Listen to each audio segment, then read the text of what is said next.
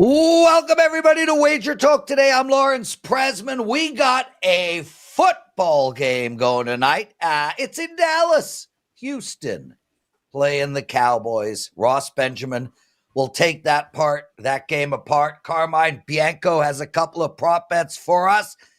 And Bryan Leonard is joining us right off the bat. He has got a hockey bet on the Washington-Utah matchup and another one on Detroit and San Jose. Teddy Covers is my co-host. A big shout out. Congrats to my man. Won his 5% play yesterday. How are you, my friend? Yeah, we swept the board in the NFL yesterday, so we're feeling pretty good, Lawrence. I know you won your 5% as well, so, hey, it is what it is. We rather win those than lose them, and obviously we both won ours yesterday. My big game breakdown, we're going to talk a little NBA for tonight, the Houston Rockets and Milwaukee Bucks, and of course, in What Bettors Learned, we'll do 6 Bs. Bad beats, bad bets, bad for the books, even though yesterday, as far as NFL Sunday goes, really weren't anything in terms of bad beats. I mean, I'm going to talk about a couple, but there were plenty on Saturday and Friday that we'll talk about. But for NFL Sunday, it was a day that mostly, the sides that were winning continue to win. Mostly. So you had a good and bad day, Teddy. You had a good day for yourself, but you had to put up with some texts from me. I had a horrific Sunday. I went 1-4 in my NFL. I am currently on an 0-11 run in kicks against me, whether it's field goals or extra points. My 5% was on Buffalo. I was freaking out all game over that stinking extra point being missed. And then I could have salvaged the whole day if the Cincinnati kicker would have just right through. But, oh well, let's move on.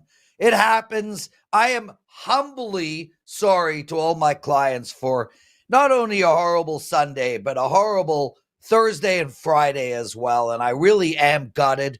But I move on. I got 3 tonight. We're going to get it. And let's get on with the show. Bryan Leonard joining us right off the bat. And Bryan, firstly, how are you? Secondly, I can't wait to talk hockey. Yeah, I'm doing well. Congratulations to Teddy. We did the college football program on Friday. And I had Tennessee, he had Georgia. And we went head-to-head, and Teddy beat me. I thought it was in pretty good shape when it was 10-0 Tennessee in the first quarter. Yeah. But they wore them out, and they were the better team, no doubt. Hats off to Teddy. That was my only good day, Bryan. I had a great college football Saturday. My only loss out of 5 games was on that very game. I had the under in the first half, so that didn't go well. But, yeah, Teddy's in good form. Way to go, Teddy. Way to go. Okay, let's get on with this. Washington on the road playing Utah. They're in a back-to-back situation. They won last night against Vegas. They won 2 games before against Colorado. I'm curious as hell where you're going, and then I'm likely going to rip it apart. The Capitals riding high, 4-1 record on the season. They've outscored the opposition by 24 goals. As you mentioned, 3rd game in 4 days here for Washington, as well as a second of back-to-back after winning last night in Vegas. But I'm a little bit less concerned with the fatigue here. The 2 games they played were both easy 5-2 wins. Vegas was never in that game last night. So Washington, we've played, when I say we, I'm talking about Vegas. That's my local team. We played Washington twice. Washington has been very impressive. I talked about it halfway through the season last year, that they got a lot more speed. They were playing a faster up and down game, and it's really turned around this team. They're playing really well. Utah's playing their 2nd game in 4 days after losing at home Saturday to the Golden Knights. And both teams have the next 2 days off. I looked at the 5-on-5 expected goal share. Washington 55.71 on the season. Utah 50.16. The Utah Hockey Club has been outscored by 9 goals on the season, which gives Washington a 33-goal advantage between these two. I've seen Utah play a few times. They were really good the first few games of the season, playing in the new city, allow all that excitement. They have not played nearly as well since. I can't go against Washington in a pick'em situation here where The only reason you do play Utah is because you think Washington's tired. Washington's been very good. In fact, Ovi actually played some defense yesterday. He saved a goal for the Capitals. And if he is willing to play, I listened to the Washington broadcast, and they were talking about the newfound energy he's had this year defensively. If your best player is willing to play defense, it's sort of like in Major League Baseball. If your best hitter is the first guy out there every day getting hitting practice, first guy outfielding practice, you're going to have a pretty good team. I really like this Washington team. I like them tonight, and you're getting them in even less than a pick'em situation right now. Bri, listen, me and you are not on the same page on this game, but that's a good thing for you because I bet against Washington against Colorado, and I was wrong. And then I bet against Washington against Las Vegas, and I was wrong.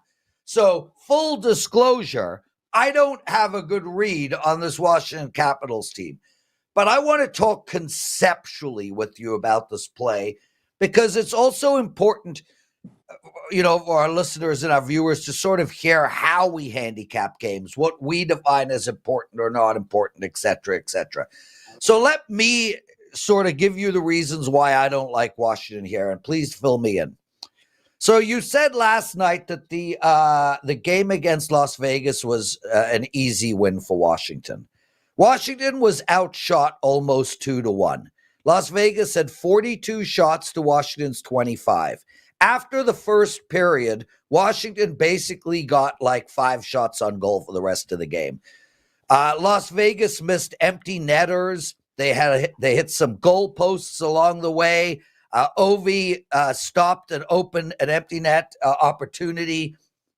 Las Vegas dominated that hockey game and had bad puck luck. I take shots on goal into account in my handicap. I think it's crucial because it demonstrates a few things. Most importantly, it demonstrates puck possession, and it also demonstrates where the puck is on the ice, as in Washington's end. So I don't see that game the way you saw it. But more importantly, 2 factors here. One, teams that play Colorado and Vegas, those are 2 of the best teams in hockey. You get really up to play Colorado and Vegas. Then you beat them, and then you play Anaheim or San Jose or Chicago or Utah. Hard to get up after playing those 2 teams. And it's an angle I love to look at. The third thing, Bri, is Washington is in another conference. This Utah team, it's understandable to get up for a team in another conference if they're the Oilers or the Avs. But we see, if you go look at San Jose's wins or Chicago's wins or Anaheim's wins, it's usually teams in another conference who just is having a down game. Those are my 3 reasons why I'm not with you on this. Any thoughts? Major thoughts. First off, you said you thought Vegas completely outplayed them. For the last 2 periods. Listen to the press conferences coming out of Vegas' locker room. They thought they were terrible. They were a step slow all game. They did not play well. And I understand your thoughts on. I understand your thoughts on shots on goal, but when one team gets off to a quick lead, and if they're smart, they're not trying to score at the other end. They're just trying to prevent the other team from scoring.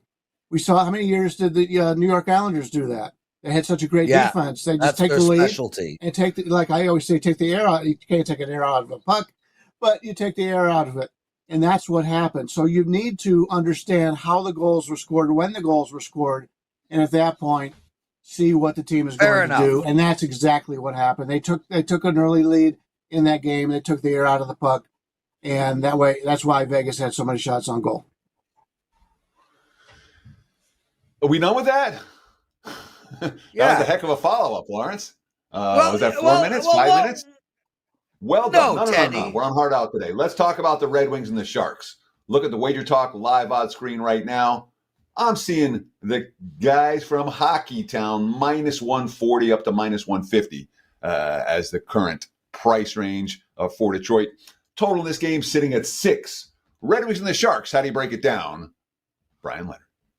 Yeah, looking at this game, 5-on-5 expected goals on the season. Detroit 45.02, San Jose 41.52, which is why neither team has that great of a record. The Red Wings have a minus 13 goal differential on the season. The Sharks are minus 22. Neither team has a favorable situation schedule-wise tonight. Red Wings are playing their third road game in 4 days, and they're off back-to-back losses to Anaheim and the LA Kings. They'd love to get a split in this 4-game road trip as they won the first one and get back to Detroit. Anytime you get back home after a road trip and go 2-2, that's something you want to take a look at, and I think that's what they're aiming for tonight. San Jose is playing their 6th straight game in a different city. After 4 on the road, they head home for a game tonight. Then they leave once again for back-to-back games against Dallas and St. Louis. Anybody who's traveled before knows how tough that is. We talk about it all the time in basketball. You're on the road 4 games, you come home, the kids want to see you, you got to get your washing done and the whole bit, and then you're gone again. That is a negative. Even though they're playing at home, it's a negative because they played in so many different cities here. I really like the way San Jose is playing right now. This is a team we can make some money on.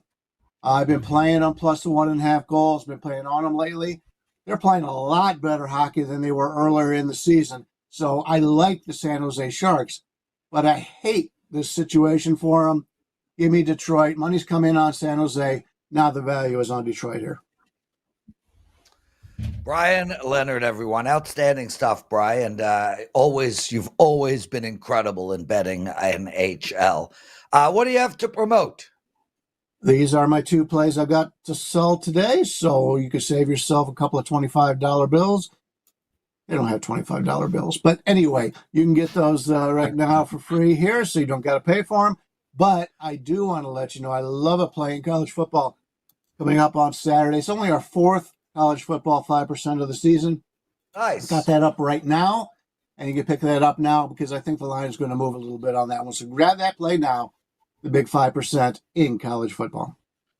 Well, I got a quick question. Why did you not save putting that play up today and put it up at 8 p.m. Eastern time for $5 for our listeners and customers? Teddy, go ahead. Can I answer? Yeah. He just said. What Bryan literally just came out of his mouth. I think this line is going to move. I posted it right now because I want to get the best of the number. So that's Bryan for his client. I have that's a response. Bryan taking care of his client. Dude, I do that all the time. I put in the play. I just don't put it up for sale until 8 p.m. Eastern. So all my clients, my long-term clients, because the long-term clients are the key to our lifeblood. Our long-term clients get it, and our short-term clients get it for $5. Anyway, Bri, I love your purple shirt. I love everything about you. You are a wonderful man. Now get the hell out of here. And it's a blue shirt, but I appreciate it. Thank you. I'm colorblind. Teddy, we got a great show still. Ross Benjamin joining us. Carmine, Bianco, your B6, and a big game breakdown. But before we get into any of that, I have the craziest story ever to tell you, and I will be quick. I tried to call Carmine yesterday to tell him the story. He didn't answer because he was sick of my texts. But here's the story. It's somewhat, I don't know if it's inappropriate or not, but hey, for humor's sake, I'm going to say it. Dan, why is Teddy's face like it? When I'm telling the story and people are looking at Teddy as he rolls his eyes and like, I didn't think I was on camera. I'm doing it. Literally, I thought it was a one shot on you. And I was just, that's what I'm doing when I don't think I'm on camera. Yeah, come on, Dan. It ruins everything. Okay, fine. We'll tell the story with Teddy. Okay, so I go to work out on Saturday at the gym with a friend of mine, Mike. We work out, we go of a sauna. After the sauna, we hop into the showers. The showers are individual showers with a partition between us. So we can't see each other, but we can talk to each other. So we're having a chat back and forth. Obviously, we are stark naked as we're in the shower. And I say to him, Mike, blah, blah, blah, blah, blah. And I hear nothing. And I'm like, Mike, can you hear me? Nothing. I'm like, Mike, nothing. I have this wave come over me. Something is wrong. I run out of my shower. I pull the curtain open of his shower. My towel is hanging right here on the left, and he is up against the wall of his shower with his head on his arm like this. I'm like, oh my God, should I grab my towel? I reach to grab my towel, and Mike starts falling backwards. He fainted. I didn't have time to grab my towel. So he falls into my arms. I bear hug him. We're both stark naked. And I put him on the ground, in which he's sitting on top of my lap, on the ground, passed out with his head up against my chest. After 3 minutes and a million people walking past two naked 50-year-old men on the ground in the bathroom, he comes to, we get him in the cold shower, and everything worked out okay. So would you have grabbed the towel, Teddy? I don't know. It's a Borat story, dude. I feel like I've seen this before already. Okay, Let's guys. talk some bad beats, bad bets. Go ahead. No, you want to ask for No. You want to ask for comments and likes? I and want what to other people know. think is a I good want story? to know if people would have grabbed the towel. Anyway, B6. Let's hear it, my brother. Let's talk some bad beats, bad bets, bad for the books. A little recap of what just happened this past weekend. And, well, we had a fair few beats in college football this week. UTSA against North Texas. Total sitting at 73 Friday night. It's 41-27. The Roadrunners need one first down to take a knee. Instead, they get an 83-yard touchdown scamper. 48-27 final. Cash is over. Bets tough if you had the under in that one. UCLA gets the meaningless touchdown with 9 seconds left in Washington. That was a dead nuts under game. That was 17-13 with less than 6 minutes to play. Cashed over 47. Bruins still lose after punching in that meaningless TD with 9 seconds left, 31-19. But under bettors not amused with that last touchdown. I don't know what to say about Nebraska. Plus 7.5, plus 7, plus 6.5, plus 6. This game worked out great for the house. The Huskers cover for 57 minutes. The final scoring drive for USC. They got a fourth down conversion. They got a tip pass at the line of scrimmage that bounced up and was caught downfield for a first down. They had a fumble with multiple defenders around it, and it rolls out of bounds. And the Trojans win by 8. Another one-score loss. No fun if you had the Cornhuskers on Saturday. Boise State plus 14. Sorry, Boise State minus 14 versus San Jose State. San Jose State's up 14-0. They have first and goal. And they went for it on fourth down, and then they didn't get any points. They still led 21-14 third quarter. You're plus 14. Listen to how this sequence plays out. Plus 14, you're up by a touchdown, second half. You get stopped on downs in Boise territory. You fumble in Boise territory. And, of course, down 14 with the ball and driving. It's a pick six inside 2 minutes. You lose that game 42-21. San Jose plus 14. No fun. UNLV wasn't any fun either. Minus 21.5. They have 500 yards of offense. They win the turnover battle. They outgain San Diego State 2-1. It's 35-6 in the second half, and the Rebels call off the Dogs. A punt return sets up a cheap Aztecs touchdowns. The Rebel get a 72-yard drive, but then they stall on first and goal and kick a field goal. They're back up 21. Last drive, UNLV. First and goal from the 3. Second and goal from the 1. Oops. Fumble. San Diego State stopped on down. Rebels take a knee. 21-point win. Minus 21.5. No good. Ouch. The NFL yesterday, I mean, what do you call bad beats? Call the Bengals bad beat? I didn't. Call the Jets a bad beat? I didn't. You know, I understand Evan McPherson was missing field goals. I understand the Jets were up by 8 in the fourth quarter, but there really wasn't much side or total for bad beats in the NFL yesterday. I consider that a good thing. When it comes for bad bets, look, over the weekend, Louisville, minus 18 up to minus 21. At Stanford, they lost outright. Cal, minus 7 to as high as minus 11 against Syracuse. Well, the Orange won that game wire to wire. SMU, minus 14.5 against up to 19.5 against BC. Even with that, oh my God, if that mattered, side or total touchdown in the final seconds, SMU only won that game by 10. The SMU money, bad bets. The Cal money, bad bets. The Louisville money, bad bets. All Browns money yesterday. Saints from -2 to +1.5. 14-14 tie turned into a 35-14 Saints run out. Bad bets on Cleveland. Bad bets on Green Bay yesterday. I was one of them. Packers. Well, certainly on Bet On It. I used it as a free play, and I used it in the big game breakdown on this show. So Packers money -3 to -6 versus the Bears. The bettors got some back with the under bets, 44.5 down to 41. It lands 39 after a Green Bay missed 2-point conversion. And of course, they bet the Steelers-Ravens total up 44.5 up to 48.5, 18-16 final. The over money was certainly bad bets. Bad for the books. Let's see. Nothing but Tulane money versus Navy. That was a wise guy special. -6 through the key number of 7 up to 7.5, 35-0 Green Wave. Bettors are fading Purdue every week now. Penn State -28 to -30.5. They won by 39. Brady Cook played South Carolina -14 down to -11. Wild game against Missouri. The books took a beating on that one. South Carolina only won by 4. Nobody bet LSU. The Gators +7 to +7 to -3. No, +7 to +3. They won the game by double digits.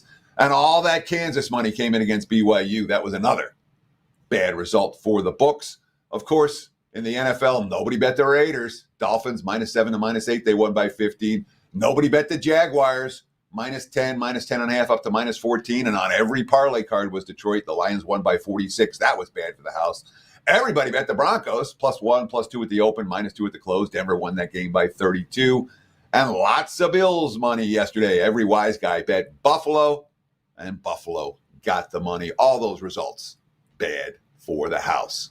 There you have it. Bad beats, bad bets, bad for the books. Mr. Prez, back to you.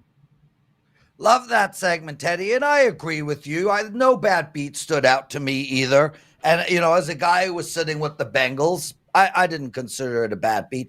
Actually, at the time, and I'm texting with Marco, who was on the Chargers, I was considering it just standard procedure in my life. So, yeah. Ross Benjamin joining us. Ross, would you have grabbed the towel? I'm just glad your buddy is okay. Yeah, he is okay.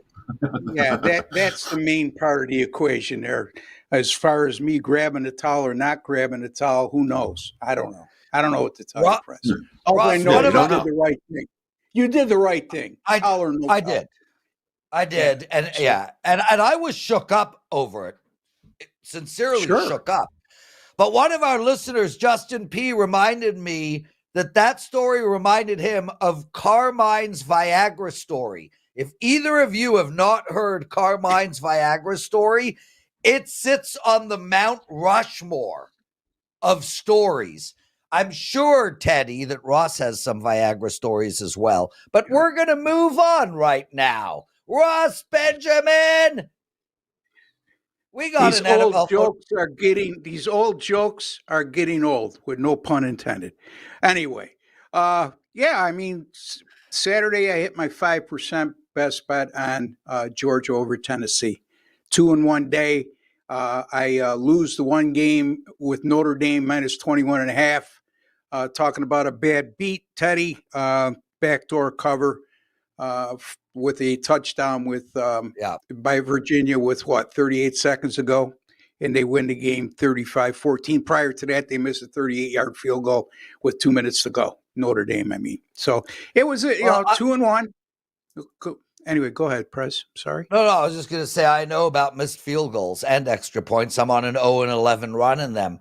Yeah, Ross, let's get. That's just bad luck. So anyway. Yeah, of course. It happens.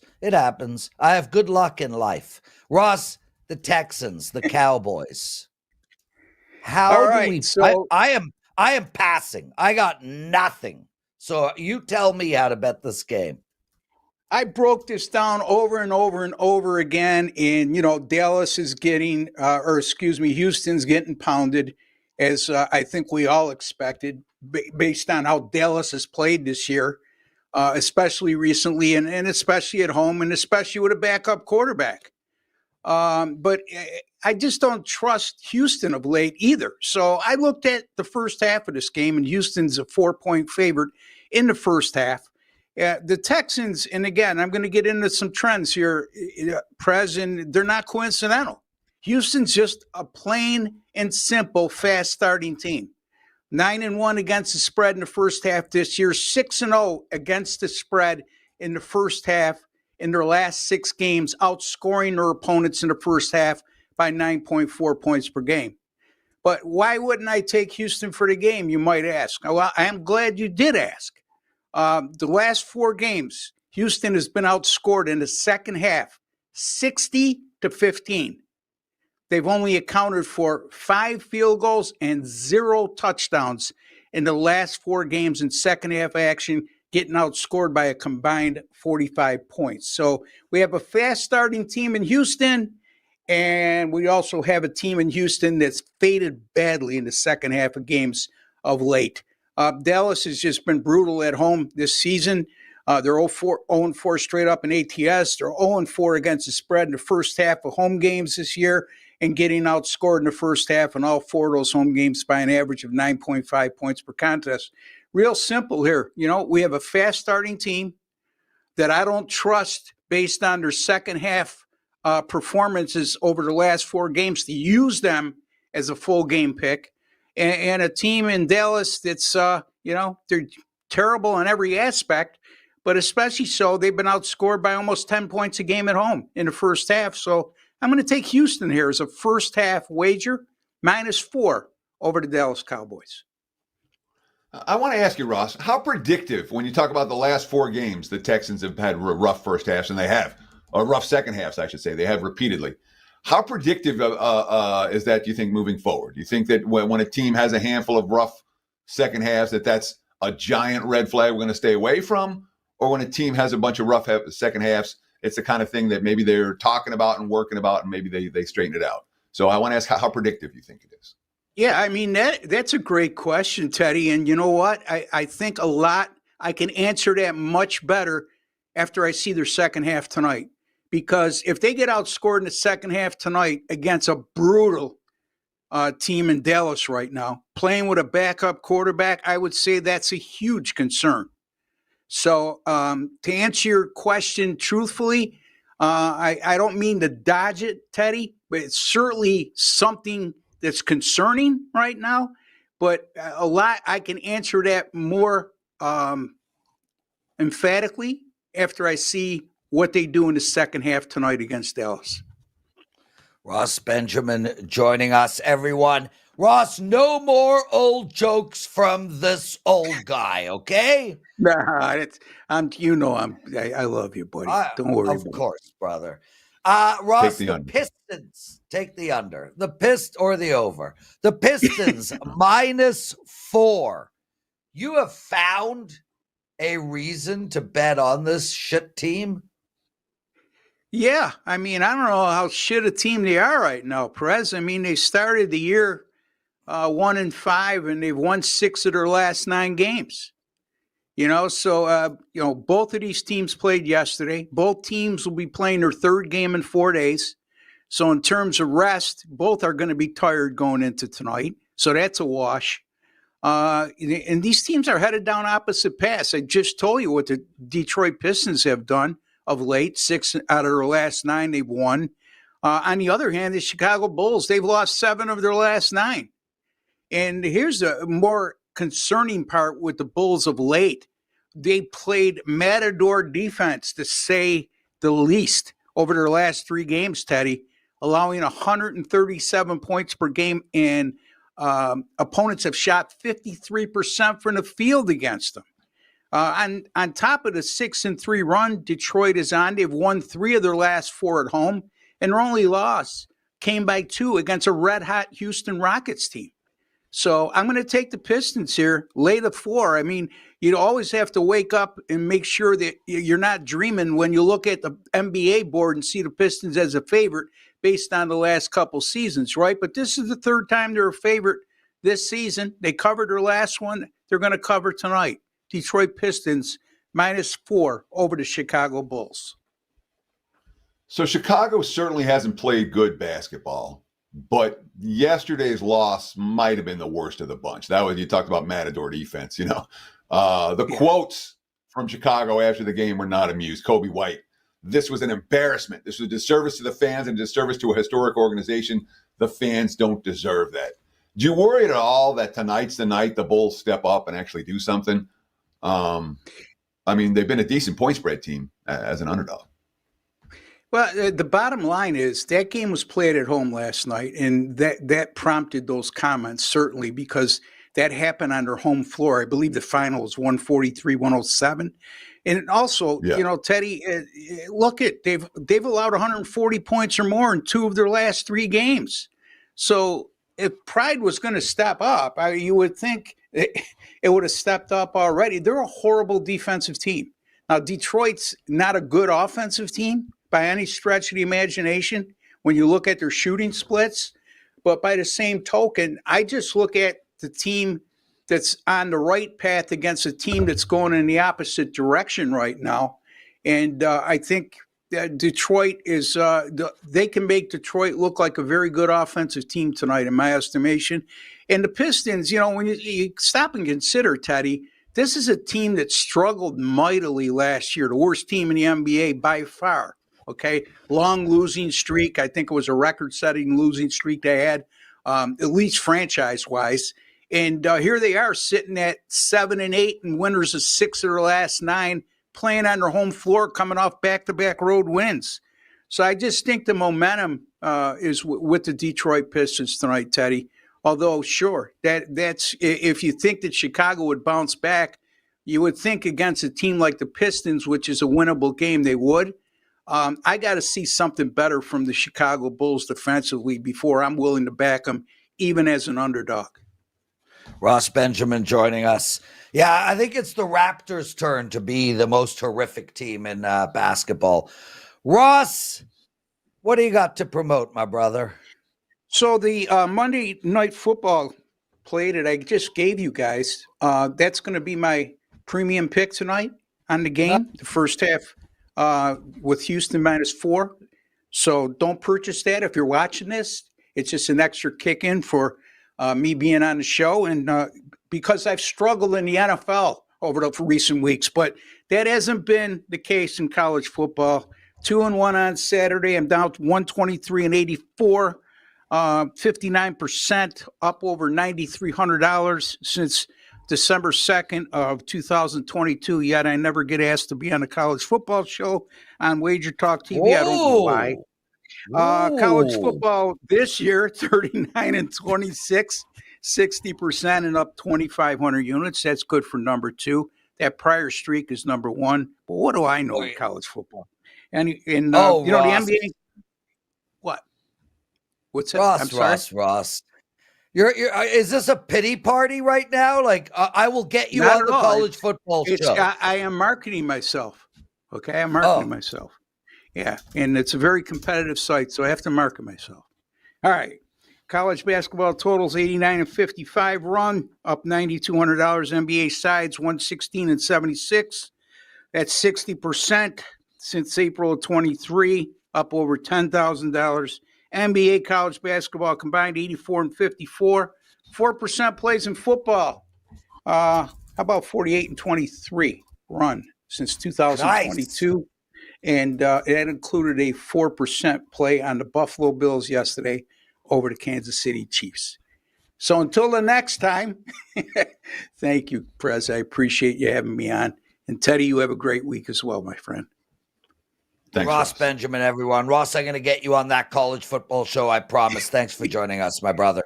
Teddy covers. It's time for your big game breakdown, and then Carmine Bianco with some NFL prop bets.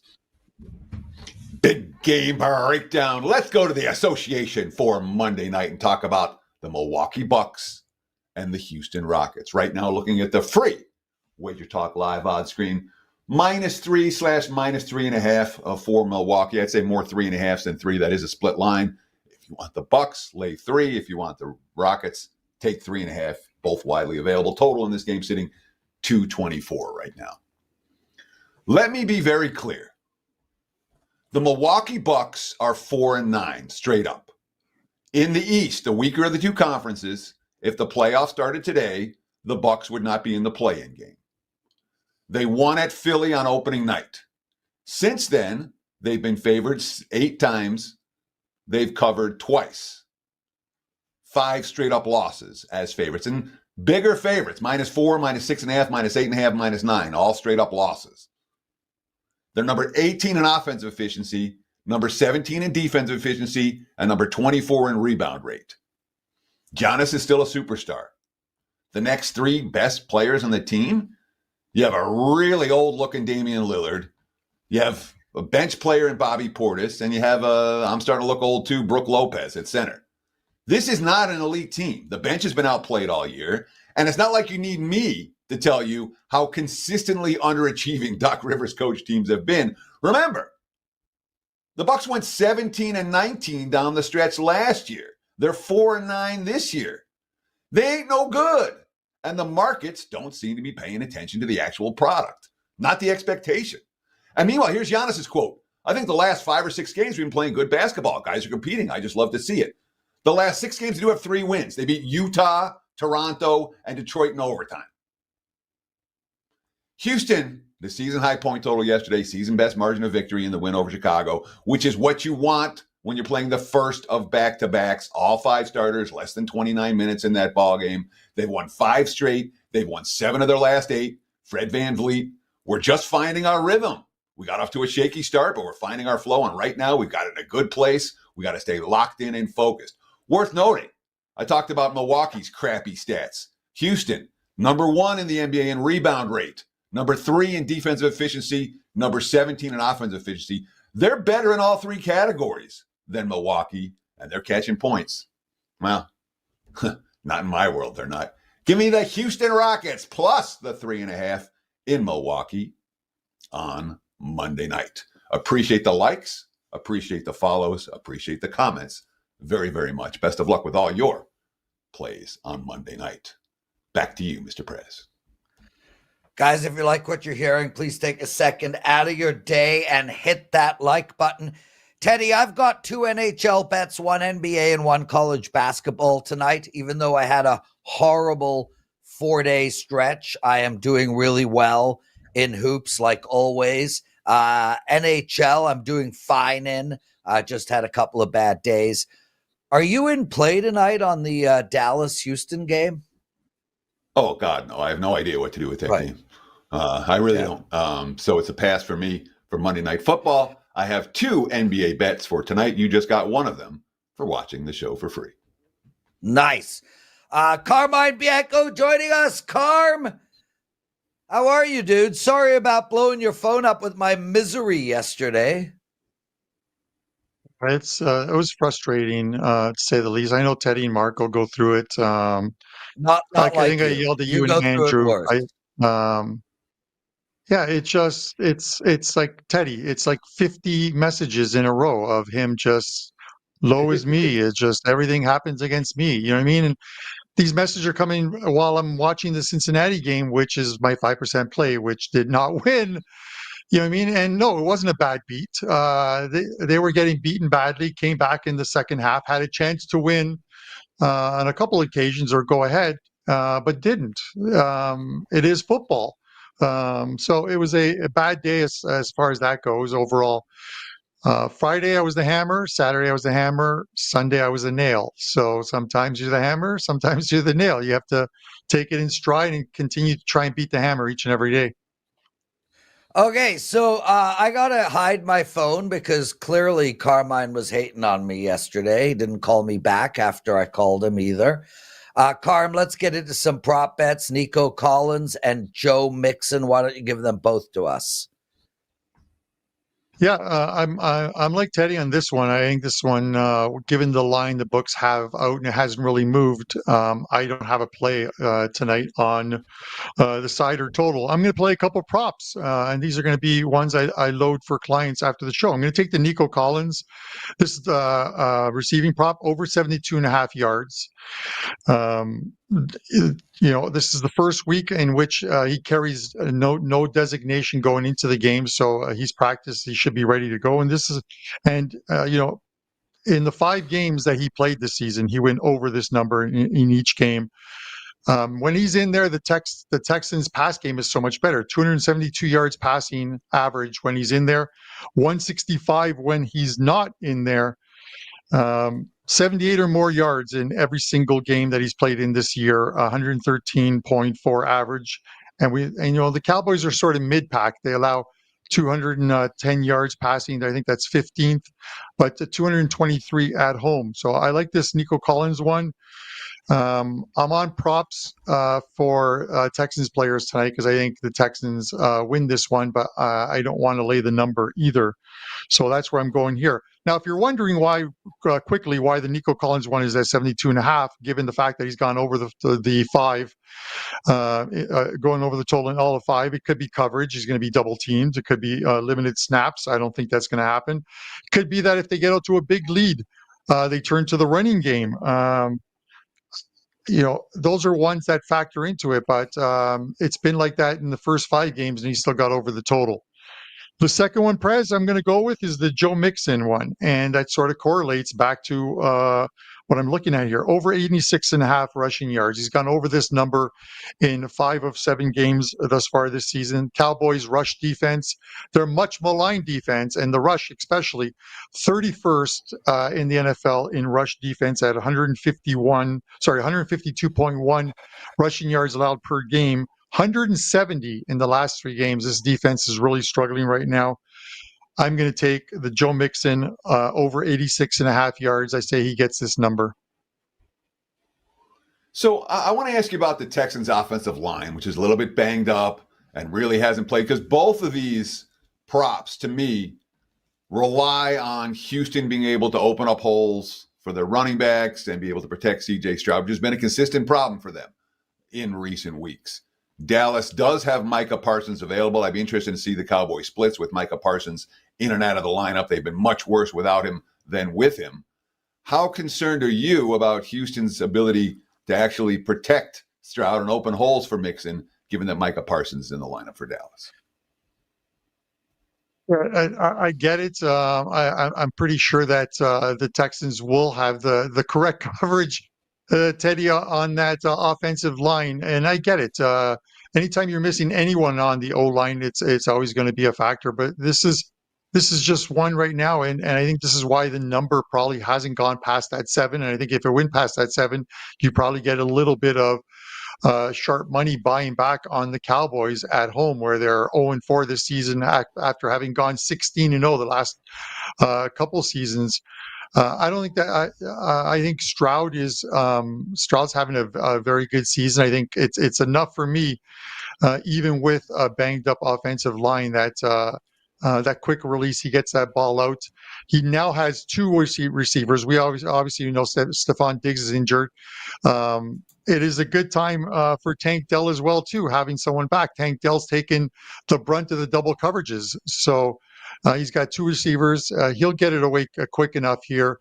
And if they get the Cowboys in a hole, I think it just sets up the running game. They protect against the pass, and they just opens it up for Mixon.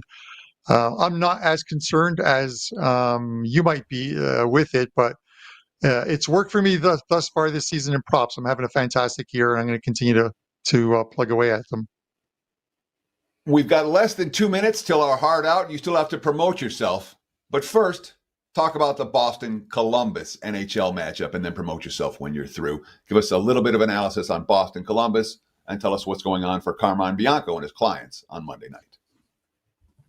Yeah, I'll make this Boston one quick. I'm going to take the puck line with the Bruins here. You're getting a little bit of plus money on them on the puck line. A scheduling spot for Columbus. I took advantage of a scheduling spot on the weekend with them, and taking the Montreal Canadiens, who are a miserable team but won that game 5-1. Bruins come off a 3-2 loss in OT to St. Louis. Get Columbus on their third game in 4 nights. Swayman's confirmed in goal for the Bruins tonight. And Columbus is 1-8 on the road this season. They've surprised some really good teams at home. That form doesn't carry over on the road.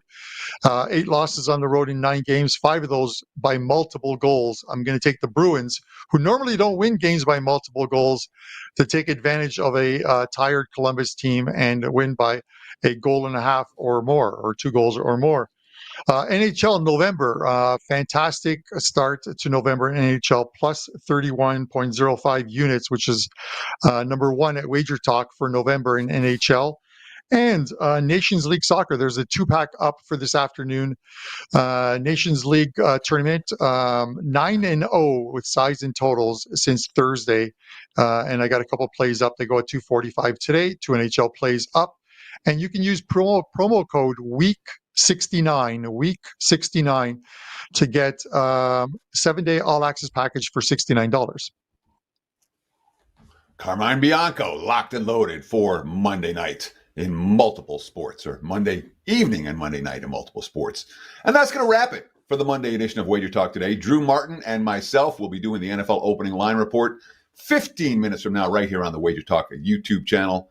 Of course, you can visit my page, wt.buzz/TC. You can visit all of our pages at wagertalk.com. Stay tuned right now for Lawrence's daily presidential address, and best of luck with all your bets on Monday night. Cheers. Welcome, everybody, to the Daily Presidential Address. I'm Lawrence Presman, and I've got one NHL bet to give out to you guys. This is a client play, and it is on the same game as Carmine Bianco just broke down. If you didn't watch Wager Talk today, check it out. Carmine Bianco came on. He likes Boston -1.5 against Columbus.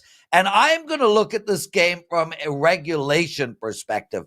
I love Boston here, just like Carmine, but I'm going to take Boston in regulation at -115. Look, the bottom line here is twofold. Firstly, the Columbus Blue Jackets are really, really bad, and there's no end in sight for this team. Obviously, they had a horrible loss with Johnny Gaudreau, their superstar, being killed this past summer. Their captain is out as well. This is a team that can't get out of their own way. This is a team that lost 6 straight games before they finally beat the Pittsburgh Penguins, only to fall back down to earth and lose 5-1 to the Montreal Canadiens. This is a team that also struggles to score. They put up 6 against Pittsburgh, but before that, in their last 9 games, the Columbus Blue Jackets has scored more than 2 goals one single time. And they also are horrible defensively. Montreal just put 5 on them. Seattle 5, Anaheim 5, LA Kings 5, Washington 7, Winnipeg 6. This is the worst defensive team in hockey. And they're playing a Boston Bruins team that just lost 2 straight games. They lost to Dallas 7-2, and they lost at home to St. Louis in overtime 3-2. They also only had 18 shots in their last game, which means to me that they are going to have a ton of shots tonight. I think this is a great spot to bet Boston, and I also think, based on the fact that Columbus is playing 3 games in 4 nights, this is a tough spot for Columbus. One of my favorite bets on the card. This is a client play. Take the Boston Bruins in regulation. Thanks for watching the Daily Presidential Address. We'll see you guys tomorrow.